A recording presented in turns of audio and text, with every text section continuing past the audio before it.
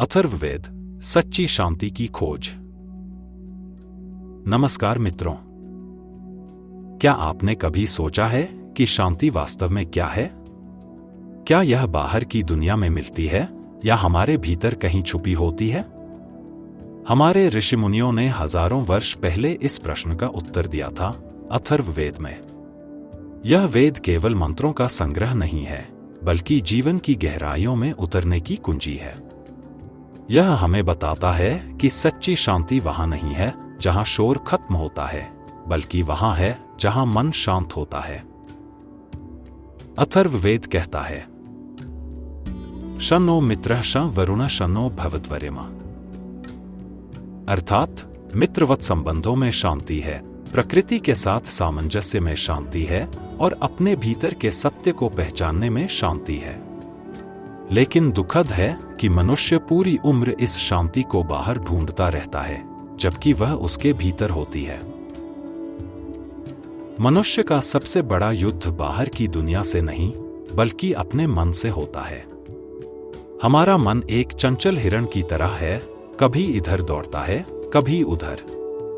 इच्छाओं की लहरों में बहता हुआ इंसान यह भूल जाता है कि वास्तविक सुख और संतोष मन के शांत होने में है। अथर्ववेद कहता है, मनसा संकल्पम सम्यक् कुरुत। अर्थात अपने संकल्पों को शुद्ध और सकारात्मक बनाओ। मन में जो विचार आते हैं वही हमारे जीवन की दिशा तय करते हैं। यदि विचार शांत और पवित्र होंगे तो जीवन में भी शांति होगी। लेकिन यह मन शांत कैसे हो? इसका उत्तर भी अथर्ववेद देता है, प्रकृति के साथ एक रूप हो जाओ। देखो नदी कैसे बहती है, बिना किसी रुकावट के, निरंतर। पेड़ कैसे खड़े रहते हैं, सहज और विनम्र। सूर्य और चंद्रमा कैसे अपनी गति से चलते हैं, नियम और धैर्य के साथ। यही प्रकृति हमें सिखाती है कि अगर जीवन में संतुलन होगा तो मन में भी शांति होगी। परंतु क्या केवल प्रकृति को देखकर शांति मिल जाएगी? नहीं। शांति भीतर से आती है और इसका सबसे सरल मार्ग है ध्यान। अथर्ववेद कहता है, ध्यान शांति का द्वार है। जब हम कुछ पल के लिए अपनी आंखें बंद कर लेते हैं और अपने भीतर की आवाज सुनते हैं, तो हमें महसूस होता है कि शांति कोई मंजिल नहीं, बल्कि यात्रा है। एक ऐसी यात्रा जो हमें स्वयं तक पहुंचाती है। लेकिन ध्यान केवल आंखें बंद करना नहीं है। ध्यान है हर काम को पूर्णता और श्रद्धा के साथ करना। जब आप भोजन करें तो केवल स्वाद नहीं, उसके कण-कण में ब्रह्मा का अनुभव करें। जब आप बात करें तो शब्दों में सच्चाई और मधुरता हो। और जब आप किसी की मदद करें तो उसमें अहंकार नहीं, बल्कि सेवा का भाव हो। यही सच्ची साधना है और यही शांति की राह है। अथर्ववेद हमें एक और गहरा सत्य सिखाता है, शांति केवल व्यक्ति का लक्ष्य नहीं है, यह समाज की नींव है। जब एक मनुष्य शांत होता है तो उसके विचारों से परिवार में सुख आता है। जब परिवार शांत होता है तो समाज में सद्भाव फैलता है। और जब समाज शांत होता है तो पूरी पृथ्वी एक मंदिर बन जाती है। इसीलिए वेद कहता है, सर्वे भवन्तु सुखिनः सर्वे सन्तु निरामया।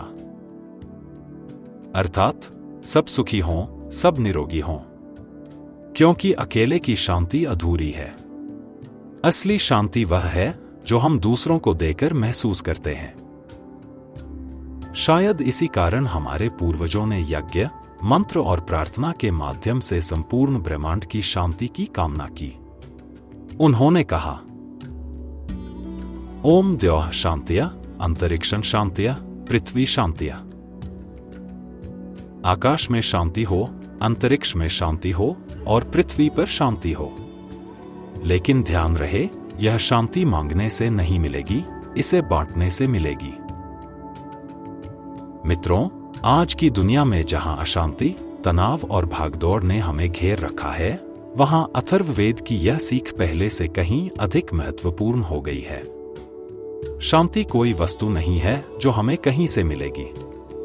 यह एक अनुभव है जो भीतर से उपजता है।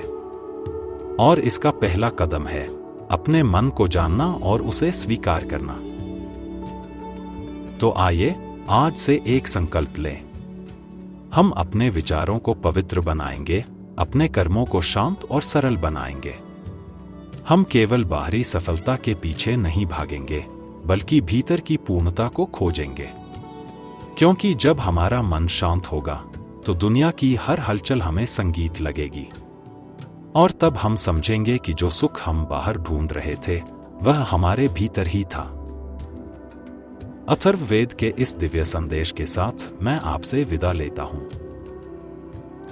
शांति आपके मन में हो, आपके घर में हो और इस पूरी सृष्टि में हो। ओम शांति शांति शांति।